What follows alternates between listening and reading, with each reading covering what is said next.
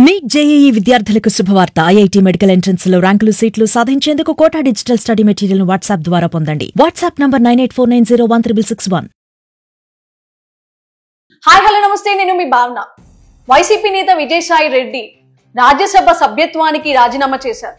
మరి ఈ రాజ్యసభకి ఎందుకు ఆయన రాజీనామా చేశారు, దీని వెనకాల ముఖ్య కారణం ఏంటి తెలుసుకునే ప్రయత్నం చేద్దాం. మనతో ఉన్నారు సీనియర్ జర్నలిస్ట్ లలిత్ కుమార్ గారు. సార్ నమస్తే. నమస్తే భావన.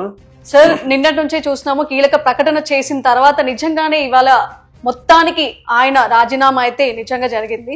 సో దీని వెనకాల ముఖ్య కారణాలు ఏంటంటారు? అసలు వైసీపీ ఉంటుందా లేదా అనిపిస్తుంది, ఎందుకంటే పార్టీ తరఫున రాజ్యసభకి తరపు నుంచి కూడా రాజీనామాలు చాలా జరుగుతూ ఉన్నాయి. సో మరి దీని వెనకాల అసలు ఏంటి ముఖ్య కారణాలు ఏంటంటారు? ఇక్కడ భావన, వైసీపీని అధికారంలోకి రావడానికి జగన్మోహన్ రెడ్డి ఎంత కష్టపడ్డాడో, అధికారంలోకి వచ్చిన తర్వాత ఎంతైతే కష్టపడ్డాడో అంతే అహంకారంగా 5 సంవత్సరాలు ఆంధ్ర రాష్ట్రాన్ని పరిపాలించాడు. ఇదే జగన్మోహన్ రెడ్డి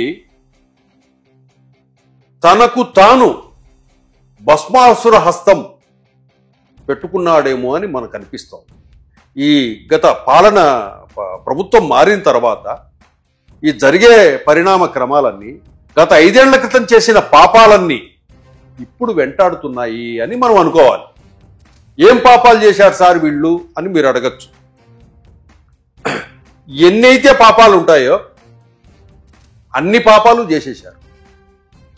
దానికి ప్రత్యక్షంగా దానికి ఎవరు చేసినా అంతిమంగా దానికి బాధ్యుడు జగన్మోహన్ రెడ్డి అని మనం భావించాలి. ఎందుకంటే ఈజ్ ద బాస్. చేయించింది ఆయనే, చేసింది వాళ్ళే అంటారా? చేయించింది ఆయనైనా, చేసింది వాళ్ళ అనుచరులైనా, వాళ్ళ మంత్రులైనా, ఎవరైనా కూడా ఇప్పుడు నష్టపోయేది ఎవరు? నువ్వే కదా. ఇప్పుడు విజయసాయి రెడ్డిని రాజీనామా చేస్తున్నాను వెళ్ళిపోతున్నాడు ఆయన. నీ దగ్గర పనిచేసిన వాళ్ళంతా ఇతర పార్టీలోకి వెళ్ళిపోతున్నారు. అందరికి మంచి జరగాలంటూ చేతులు దులిపేసుకుని మరీ వెళ్తున్నారు. ఎందుకు? అప్పట్లో 5 సంవత్సరాలుగా మీరు చేసిన అరాచకాలు, దాష్టికాలు ఒక్కసారి జగన్మోహన్ రెడ్డి తన మనస్సాక్షిని ప్రశ్నించుకుంటే, 5 సంవత్సరాలు నేను ఎట్లా పరిపాలించాను, 5 సంవత్సరాలు మా ఎమ్మెల్యేలు ఏం చేశారు, మా మంత్రులు ఏం చేశారు, మా కార్యకర్తలు ఏం చేశారు, ఆంధ్ర రాష్ట్రంలో ఏమేమి అరాచకాలు చేశారు, ఎవరి ఆస్తులు గుంజుకున్నారు, ఎవరిని చంపేశారు, ఎవరిని కాళ్ళు చేతులు తీసేశారు, ఇటువంటి అన్ని ఒక్కసారి ఆయన గుర్తు తెచ్చుకోవాలి జగన్మోహన్ రెడ్డి గారు. ఆ పాపాల పంట ఈరోజు పండింది కాబట్టి ఆ పాపాల నుంచి తప్పించుకోవడానికి ఒక్కొక్కరు తప్పించుకొని వెళ్ళిపోతున్నారు. కానీ దాని మీద ఎంక్వైరీలు కూడా జరుగుతూ ఉన్నాయి. కనీసము ఒక ముఖ్యమంత్రిగా అయిన వ్యక్తి తన రాష్ట్రంలో ఏం జరుగుతోంది, ఇది తప్పు, ఇది ఒప్పు అని ఆయన దాని మీద కాన్సన్ట్రేట్ చేసిన సందర్భం కూడా మనం చూడాలి. ఎందుకంటే అప్పట్లో ఆయన బయటకు వస్తున్నాడంటే గనక హెలికాప్టర్లు, బారికేడ్లు, చెట్లు నరికేయటము, ఒక రోడ్డు మీద వెళ్తుంటే షాపులన్నీ క్లోజ్ చేయాలి. ఎంతైతే అనుభవించాలనుకున్నాడో ఒక ముఖ్యమంత్రిగా అంతకు 10ంతలు అనుభవించాడు. ప్రజలను రోడ్డు కదిలేసి అధికారంలో ఉన్నప్పుడు ఏదో కొంత డబ్బు తీసుకురావటము, అప్పు తీసుకురావటము, కొన్ని అకౌంట్లలో వేయడం, డబ్బు తీసుకురావటము, అకౌంట్లలో వేయటం, ఇది చేశాడు తప్పక ఆయన ఆ పనిలో ఉన్నాడు, వీళ్ళు ఈ పనిలో ఉన్నారు. ఆ రోజు నెత్తి నోరు కొట్టుకున్నారు. ఒక డాక్టర్ సుధాకర్ అనే డాక్టరు మాస్కు లేదయ్యా అని చెప్పి ఏదో ఆవేదనగా ప్రశ్నించాడు అని చెప్పి ప్రభుత్వాన్ని చచ్చిపోయే వరకు వేధించారు, వెంటాడారు. ఒకసారి గుర్తు తెచ్చుకోవాలా జగన్మోహన్ రెడ్డి గారు, ఒకసారి గుర్తు తెచ్చుకోవాలా. డాక్టర్ సుధాకర్ అంటే ఒక ముఖ్యమంత్రి ప్రశ్నించేంత ఉందా అన్నట్టు ఒక అహంకారంతో ఎప్పుడు కూడా మనం ప్రజల్ని, అంటే ఒక ముఖ్యమంత్రి ప్రశ్నించేంత ఉందా అన్నట్టు ఒక అహంకారంతో ఎప్పుడు కూడా మనం ప్రజలను మాట్లాడిన వాళ్ళ మనం తెలుసా. ఎవరైనా పాలకులు ప్రజాస్వామ్యంలో ప్రజలు మాట్లాడాలి. ఓట్లు వేశారండి, మాట్లాడతారు, వాళ్ళు వినాలి, మీరు ప్రశ్నిస్తారు, సమాధానం చెప్పాలి, పడాలి, సముదాయించాలి. బుజ్జగించాలి ప్రజల్ని, ప్రభుత్వాలు ఏవి కూడా. అలాంటిది మీరు ప్రశ్నిస్తున్నారని చెప్పి డాక్టర్ సుధాకర్ను చంపేశారే. మీ ఎమ్మెల్సీ కారు డ్రైవర్ను చంపి డోర్ డెలివరీ చేసి వచ్చాడే. ఒకసారి గుర్తు తెచ్చుకోవాలి జగన్మోహన్ రెడ్డి గారు. నేనేం పాపాలు చేశాను, మా వాళ్ళు ఏమేం పాపాలు చేశారు, ఏం దుర్మార్గం పైన పనులు చేశారు అని మీరు ఒకసారి మనస్సాక్షిని ప్రశ్నించుకోవాలి జగన్మోహన్ రెడ్డి గారు. పాపాలని మూట కట్టుకున్నారని చెప్పుకోవాలి, మూట కట్టుకున్నారని చెప్పుకోవాలి. ఈరోజు మీకు రెడ్డి సామాజిక వర్గాన్ని నుంచి మద్దతు కూడా రావటం లేదు. వాళ్ళు కూడా నీ పాలన ఒప్పుకోలేదే. ఇది కాదు పాలన అని చెప్పి వాళ్ళు దూరం అయ్యారే, నీకు సపోర్ట్ కూడా చేయలేదు. మీ సొంత సామాజిక వర్గం అని చెప్పుకునే వాళ్ళు కూడా నీకు దండం బాబు జగన్మోహన్ రెడ్డి అంటూ దూరం అని చెప్పి దూరం అయ్యారే. ఈరోజు పార్టీ నుంచి ఈ పార్టీ కాదు మనం ఉండాల్సింది అని కొంతమంది నాయకులు టీడీపీలోకి, కొంతమంది జనసేనలోకి కొంతమంది వెళ్ళిపోతున్నారే. అటువంటిది మిమ్మల్ని మీరు ఒకసారి ప్రశ్నించుకోవాలి. వీళ్ళు ఈ విజయసాయి రెడ్డి కూడా ఇప్పుడు ఏంటంటే ఆయన చేసిన దాష్టికాలు, భూ కబ్జాలు, కథా వ్యవహారము ఉత్తరాంధ్రను అడిగితే చెప్తుంది. ఉత్తరాంధ్రలో 33,000 ఎకరాలు వీళ్ళంతా కబ్జా చేశారు. 33,000 ఎకరాలంటే ఏంటి? మన అమరావతి రాజధాని ఏదైతే ఉందో ఆ రాజధాని ప్రాంత అంత ల్యాండ్ను అక్కడ కబ్జా పెట్టారు. అంత స్థలం అని ఉత్తరాంధ్ర మొత్తం. అది మన సర్వేలో తేలిన లెక్క. అది విజయసాయి రెడ్డి అండ్ టీము, ఇంకా వైసీపీ లీడర్లు, కొంతమంది కార్యకర్తలు ఇష్టం వచ్చినట్లు ఆ ఉత్తరాంధ్ర ప్రజానికం అమాయకులు కాబట్టి వాళ్లను బెదిరించి విశాఖపట్నంలో విలువైన భూములన్నీ బినామీల పేరు మీద మార్పించి కలెక్టర్ల చేత బెదిరించి 22A కింద ఆ సైట్లను పెడతామని బెదిరించి రాయించుకొని కొంతమందికి మంచి బిట్లను కొంత డబ్బు ఇచ్చేసేది, ఇంత రేటుకు మాకు అమ్మాల్సిందే అని అంత దుర్మార్గమైన పనులు చేశారు. మామూలుగా అయితే ఇటువంటి అన్ని మన దేవతల కాలంలో చెప్పుకుంటే రాక్షసులు అని ఉండేవాళ్ళు. మనం విన్నాం, కథల్లో చదువుకుంటాం. అంటే రాక్షసులు వచ్చి ప్రజల మాన ప్రాణాలను, బంగారు డబ్బులను దోచుకొని వెళ్ళిపోతుంటారు. ఆ విధంగా విరుచుకుపడి ప్రజల్ని దగ్గర ఉన్న ఆస్తి పాస్తులని గుంజుకొని వెళ్ళిపోయారు. ఇప్పుడు అవన్నీ బయటపడుతున్నాయి కాబట్టి ఏమీ లేదు నేను వెళ్ళిపోతున్నాను అన్నాడు. కానీ గవర్నమెంట్ ఇమ్మీడియట్ గా వాటి మీద అంతా కేసులు ఫైల్ చేసేసి ఇమ్మీడియట్ గా ఇతన్ని విచారణ పిలిపించాలి, విచారించాలి. అది జరిగింది. ఇప్పుడు ఆయన A2గా ఉన్నాడు కాబట్టి జగన్మోహన్ రెడ్డి కేసుల్లో కూడా ఆయన ఏమన్నా అయితే జగన్మోహన్ రెడ్డి, ఈయన A2 ప్లస్ సాక్షి కూడా ఇంక ఈయనే. ఆ లెక్కల తారుమారు గోల్మాల్ గోవిందం అంతా చేసింది ఈయనే.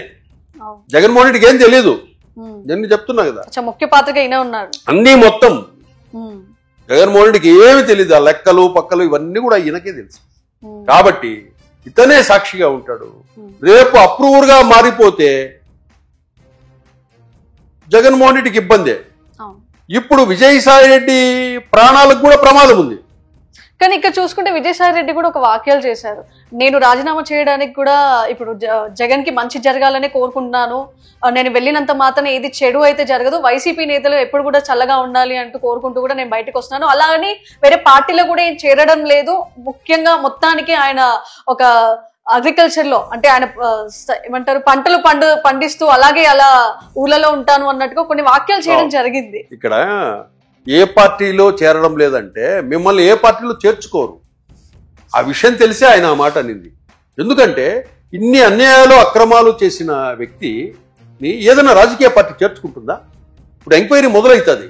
కాకినాడ సెజ్జుకు సంబంధించి ఎంక్వైరీ మొదలవుతుంది.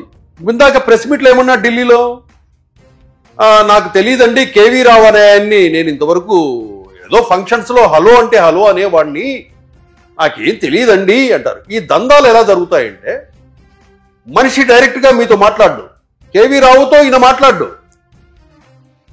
కానీ కేవీ రావుతో వేరే నంబర్ల నుంచి వేరే వాళ్ళు మాట్లాడుతుంటారు. వీళ్ళకి ఏం తెలియనట్లుంటారు. ఆపరేషన్ అండర్ గ్రౌండ్ జరుగుతుంటుంది. ఇప్పుడు అదే చెప్పేది విజయసాయి రెడ్డి, అయ్యయ్యో నేను ఎప్పుడన్నా మాట్లాడానా, ఏమయ్యా కేవీ రావు నేను నీకు ఎప్పుడన్నా ఫోన్ చేశానా అంటాడు. కానీ ఆ వ్యవహారం అంతా బ్యాక్ ఎండ్ లో ఉండి నడిపించేదంతా వీళ్లే. ఈ దందా ఇలా సాగుతుంది. కానీ మీడియా ముందుకు వచ్చినప్పుడు చెప్పండి, నేను ఎప్పుడన్నా కేవీ రావు గారికి ఫోన్ చేశానా, ప్రమాణం చేస్తాడా కేవీ రావు, తన బిడ్డల మీద ప్రమాణం చేస్తాడని ఇందాక అన్నాడు. అది కరెక్టే, నువ్వు చేసి ఉండవు, చేయిస్తారు. ఏమి తెలియనట్లు అమాయకంగా ఉండి సైలెంట్ గా వాళ్ళు వీళ్ళు ఎవరెవరిని ఎక్కడెక్కడ ఎవరెవరిని ఏ అధికారిని పంపించాలి, ఎవరి చేత బెదిరించాలి, ఏ రౌడీల్ని పంపించాలని వీళ్ళు ఎంటర్ కాకుండానే ఆపరేషన్ జరుగుతుంటుంది. అది వాస్తవం జరిగింది. కానీ ఇప్పుడు ప్రెస్ మీట్ లో ప్రమాణం చేస్తాను నా బిడ్డల మీద, కేవీ రావు కూడా ప్రమాణం చేయమను అంటే వాస్తవమే. నువ్వు ఫోన్ చేయలే, నువ్వు చేయిస్తారు. అంటే ఇది చేయించి ఆయన షేర్లు లాక్కొని రాయించుకొని ఇప్పుడు ఎప్పుడైతే ఆయన గవర్నమెంట్ మారిన తర్వాత కేసు పెట్టాడో ఎత్తి బొక్కలో వేస్తారని చెప్పి ఏమి తప్పించుకోవడానికి ఇప్పుడు నేను రాజకీయాల నుంచి వదిలేస్తాను, వ్యవసాయం చేసుకుంటాను అంటే నువ్వు నీ ఇష్టం వచ్చినట్టు దుర్మార్గాలు అరాచకాలు అన్యాయాలన్నీ చేసేసి రాజకీయాలు వదిలేసిపోయి వ్యవసాయం చేసుకుంటా అంటే పోలీసు వాళ్ళు గమ్మునుంటారా, ప్రభుత్వాలు గమ్మునుంటాయా? మీ మనస్సాక్షిని మీరు ప్రశ్నించుకోవాలా. మీ బాధితులందరినీ ఒక్కసారి గవర్నమెంట్ కూడా పిలిపించాలి. ఒక ఫంక్షన్ హాల్లో పెట్టి విజయసాయి రెడ్డి బాధితులంతా ఎవరైతే ఉన్నారో అందరూ రండి అని పిలవాలి గవర్నమెంట్. పిలిస్తే అప్పుడు విజయసాయి రెడ్డి ఏమేం పాపాలు చేశాడు, ఎవరిని ఏ విధంగా వేధించాడు, ఎవరిని ఏ విధంగా బెదిరించాడు, ఎవరెవరితో బెదిరించాడు అనే విషయం బాధితులు చెప్తారు కదా, అది కూడా ప్రకటించాలి విజయసాయి రెడ్డి. నా బాధితులు నేను తప్పు చేయలేదు, తప్పు చేసిన అన్నట్లు ఎవరనంటే నా తరపున బాధితులంతా ఎవరైతే ఉన్నారో అందరూ రండి అని ఒకసారి పిలుపునివ్వండి, పిలుపు ఇవ్వమని చెప్పండి విజయసాయి రెడ్డి గారిని. నా వల్ల భూములు కోల్పోయిన వాళ్ళు, నేను ఎవరైనా భూములు తీసుకున్నా స్థలాలు తీసుకున్నా బెదిరించి రాయించుకున్నా, నేను గాని మా కుటుంబ సభ్యులు గాని మా అనుచరులు గాని నా బాధితులు ఎవరైతే ఉంటే వాళ్ళందరూ రండి అని పిలుపు ఇవ్వండి. విజయసాయి రెడ్డి గారు పిలుపు ఇవ్వమని చెప్పండి. అప్పుడు ఎంతమంది వస్తారో బాధితులు చూడండి. అప్పుడు సమాజం అంతా చూస్తుంది. విజయసాయి రెడ్డి పిలుపు ఇవ్వద్దు, కనీసం గవర్నమెంట్ అయినా విజయసాయి రెడ్డి చేసిన అరాచకాలు అన్యాయాల మీద బాధితులందరినీ ఒక ఫంక్షన్ హాల్కు రమ్మని చెప్పండి. రేపు సండే ఉత్తరాంధ్రలో విజయసాయి రెడ్డి వల్ల అన్యాయానికి గురైన ఆస్తులు పోగొట్టుకున్న బాధితులంతా ఎవరైతే ఉన్నారో వాళ్ళందరూ ఒక ఫంక్షన్ హాల్కు రండి, ఒక సమావేశం ఏర్పాటు చేయండి, ఒక మీడియా సమావేశం ఏర్పాటు చేయండి. ముందుగా ధైర్యం ఉండాలి అసలు చేయండి. అప్పుడు విజయసాయి రెడ్డి గారు ఏవైతే అన్యాయాలు అరాచకాలు చేసే ప్రపంచానికి తెలుస్తాయి. ఆ అరాచకాలు అన్యాయాలు ఏవైతే చేసే దాని మీద పోలీస్ కేసులు ఫైల్ చేయాలి, అతన్ని విచారణ చేయాలి, అరెస్ట్ చేయాలి. అది చేస్తే మొత్తం వ్యవహారం ఎందుకు వెళ్ళిపోయాడు విజయసాయి రెడ్డి అనే విషయం మనకు బట్టబయలైంది. అది ఇక్కడ మనము ఆలోచించాల్సిందంటే ఎవరైనా రాజకీయ నాయకులు అధికారం ఉందని తప్పులు చేసి ప్రజలను బెదిరించి బలహీనుల దగ్గర ఆస్తులు గుంజుకొని ముసలి వాళ్ళ ఇండ్లు కూడా కబ్జా లాగేశారండి. కోర్టు తీర్పులు ఉన్నా కూడా ఇట్లా చించేసి కబ్జాలు చేశారండి. సినిమాలలో ఏ విధంగా అయితే జరుగుతుందో ఆ విధంగా ముసలి వాళ్ళ ఇండ్లు ఉంటే వాళ్లకు బలహీనులు కాబట్టి ఎక్కడికి వెళ్ళలేరు పోలీసుల దగ్గరికి. పోలీసుల సమక్షంలోనే కోర్టు ఆర్డర్ చూపించినా కూడా కోర్టు ఆర్డర్లను తీర్పులను చించేసి కబ్జాలు చేసిన సంఘటనలు జరిగాయండి. ఒక్కసారి జగన్మోహన్ రెడ్డి గారు ఆంధ్రప్రదేశ్లో అసలు ఏం చేశారా మీరు అని చెప్పి మీ కార్యకర్తలను అడగండి. ఏం చేశారా మీరు నాయనా అని చెప్పేసి మీ ఎమ్మెల్యేలను అడగండి, మీ మంత్రులను అడగండి, చెప్తారు. లేదా మీ ఎవరైతే కూటమికి ఓట్లేసి గెలిపించిన ప్రజలు ఉన్నారు కదా, ఆ ప్రజలను అడగండి ఒకసారి, ఎందుకయ్యా నన్ను ఓడించారు, నేనేం చేశాను అని చెప్పి అడగండి. వాళ్ళు ఏం చెప్తారో వింటారు. జగన్మోహన్ రెడ్డి గారు ఇకనైనా మారండి. ఇప్పుడే మీరంటే భయపడి వస్తున్నారు. మళ్ళీ ఎలక్షన్స్, మళ్ళీ నా జగన్ అనే స్టేజ్లో ఎందుకంత భయానక వాతావరణం సృష్టించారో ప్రజలలో ఆ భయం అనేది ఉంది. ఈరోజు ఆయన కులస్తులు కూడా ఎవరైతే ఆయన కులస్తులని చెప్పుకుంటున్న రెడ్డి సామాజిక వర్గం కూడా మనకు ఇలాంటిది కాదు కావాల్సింది, మనకు ఇలాంటి పాలన కాదు మనకు కావాల్సింది అనే ఉద్దేశంతో వాళ్ళు కూడా ఎవరు మద్దతు పోవడంలా, ఎవరు పాటికి వాళ్ళు మౌనంగా పనిచేసుకుంటున్నారు. మిగతా సమాజంతో కలిసిపోయారు. మనకు చెడ్డ పేరు వచ్చింది రెడ్డి సామాజిక వర్గానికి అనుకుని, రెడ్డి సామాజిక వర్గానికే చెడ్డ పేరు వచ్చింది ఈ గత 5 ఏళ్ల పాలన అని చెప్పేసి వాళ్ళు కూడా మౌనంగా ఉంటున్నారు. వాళ్ళు శాంతిని కోరుకుంటున్నారు. వద్దు, మనకిట్లా కాదు కావాల్సింది, మన పిల్లల వాళ్ళు మనుషులే కదా, గత 5 ఏళ్ల వరకు కూడా అందరితో కలిసి ఉన్న వాళ్లే కదా రెడ్డి సామాజిక వర్గం. వాళ్ళు చదువుకున్న వాళ్ళు, మంచి విజ్ఞానవంతులు, పెద్ద పెద్దోళ్ళు ఉన్నారు కదా, వాళ్ళకి ఆలోచన తెలుసు కదా, ప్రభుత్వం ఏంది, పనితీరే ఉంది, రాష్ట్రంలో ఏం జరుగుతుంది, వాళ్ళు ఏం చేస్తారు, జగన్మోహన్ రెడ్డి ఏం చేస్తున్నారు అందరూ చూశారు కదా. చూసి ఇది కాదు పాలన, ఇలాగైతే గనక కష్టం అని చెప్పేసి వాళ్ళంతా దూరం జరిగిపోయారు. దూరం జరిగి కూటమికి ఓట్లేసేసారు. కూటమికి ఓట్లేసుకొని ప్రశాంతంగా ఉన్నారు. అది ఇప్పటికైనా జగన్మోహన్ రెడ్డి గారు మారుతారా? ఏదైనా తప్పులు జరిగితే క్షమించండి, కోరండి, ఎవరి ఆస్తులు వాళ్ళకి ఇచ్చేయండి. మీ వాళ్ళు ఎవరైతే లాక్కున్నారో వాళ్ళ ఆస్తులు ఇచ్చేసేయండి, వెనక్కి ఇచ్చేయండి. ఇచ్చేసి మా వాళ్ళు ఏదైనా తప్పు చేస్తుంటే క్షమించమని అడగండి. మళ్ళీ మీకు భవిష్యత్తు ఉంటుంది. పశ్చాత్తాపడండి, మీకు మళ్ళీ రాజకీయ భవిష్యత్తు ఉంటుంది. పశ్చాత్తాపడితే మీకు మళ్ళీ రాజకీయ భవిష్యత్తు. ఎంత త్వరగా ఎంత గొప్పగా 151 సీటు గెలిచాడు. దేశమంతా జగన్ వైపు చూసింది ఆ రోజుల్లో.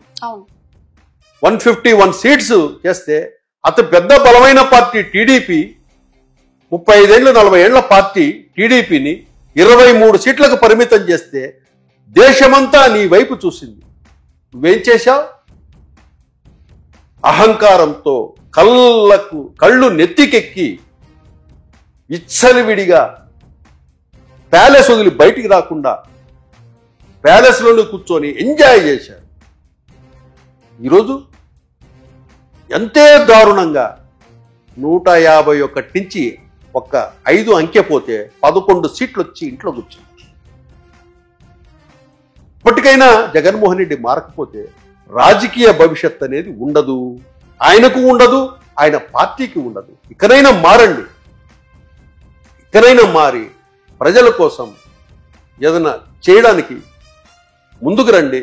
తప్పులు జరిగితే క్షమించమని కోరండి, పబ్లిక్గా క్షమించమని కోరాలి. ఆయన కోరే మనస్తత్వం కాదు ఆయన. తన ఓటమిని కూడా తాను ఒప్పుకోడు.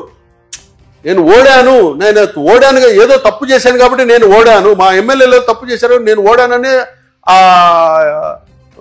ఇది లేదు ఆయనకి. నేను మంచి చేశాను, ఆ ఈవీఎంలు మేనేజ్ చేసి వాళ్ళు గెలిచారు అని అంటారే తప్పితే వితండవాదము, నేను తప్పు చేశాను అనేది ఒప్పుకోడు అతను. అటువంటి మనస్తత్వం కలిగి ఉన్న వాళ్ళని భవిష్యత్తులో ప్రజలు కూడా